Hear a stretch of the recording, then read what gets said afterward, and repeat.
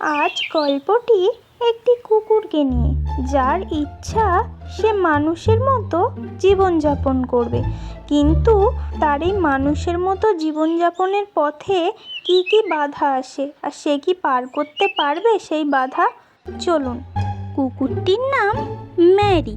Mary ছিল গ্রামে সবার প্রিয় এবং সে খুবই হাসি খুশি এবং দুষ্টুমি করে বেড়াতো, তাই সবাই ম্যারিকে খুবই পছন্দ করত। এক সকালে মেরি উঠোনে খেলছিল আর তখন হুলো স্কুলের ইউনিফর্ম পরে বের হচ্ছিল। আর ম্যারিকে বাই ম্যারি, আমি স্কুলে যাচ্ছি বলে চলে যায়। আর ম্যারি মনে মনে ভাবতে থাকে, আচ্ছা আমিও তো বাড়ির সদস্য, কিন্তু হুলো দাদা স্কুলে যায় আর আমি কেন স্কুলে যাই না।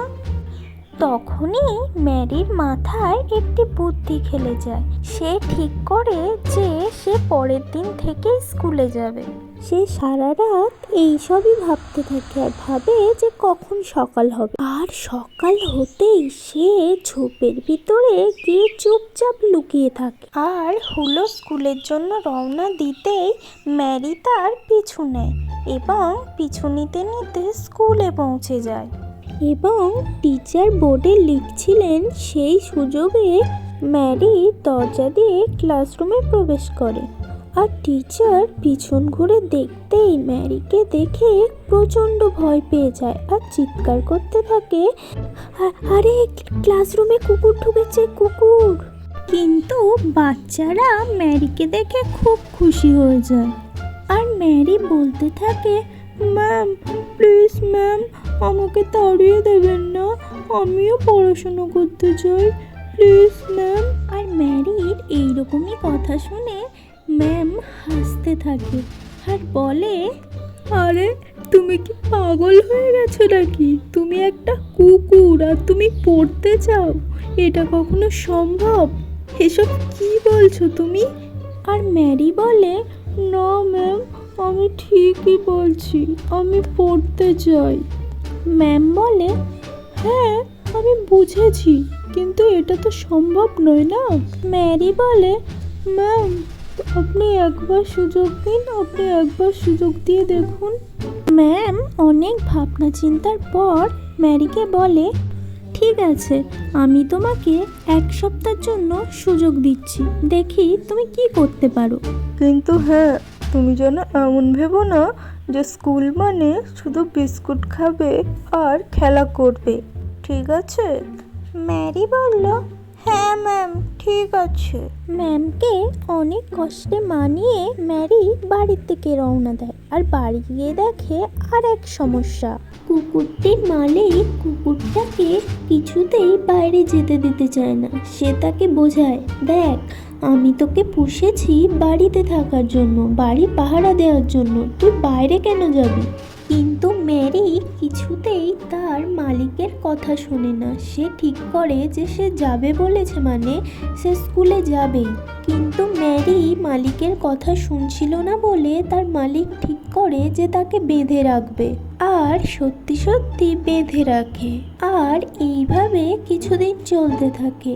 আর কুকুরটির মালিক ভাবে যে সে ভয় পেয়ে গেছে, সে আর বাইরে যেতে চায় না। কিন্তু ম্যারি মনে মনে অন্য কথা ভেবে রাখে যে তাকে একবার ছেড়ে দিলেই সে পালিয়ে যাবে। কিন্তু ম্যারি এটা জানতো না যে বাইরের দুনিয়া তার জন্য সেফ নয়। সে কিছু না ভেবেই বাড়ি থেকে বেরিয়ে যায়। বাইরে বেরোয়ার সঙ্গে সঙ্গে একটা কুকুর তাকে আক্রমণ করে, কিন্তু সে কোনো রকমে প্রাণ বাঁচিয়ে পালিয়ে যায়। তারপর অনেকটা পথ হাঁটতে হাঁটতে তার খিদে পেয়ে যায়। আর সে এক জায়গায় খাবার থেকে খেতে গেলে সেখানকার মালিক তাকে অনেক মারে। আর এইভাবে না খেয়ে থেকে থেকে সে বুঝতে পারে যে সে বাড়ি থেকে বেরিয়ে কতটা ভুল করেছে। আর এদিকে ম্যারির মালিক তাকে প্রচণ্ড ভালোবাসায় তাকে খুঁজে বেড়ায়।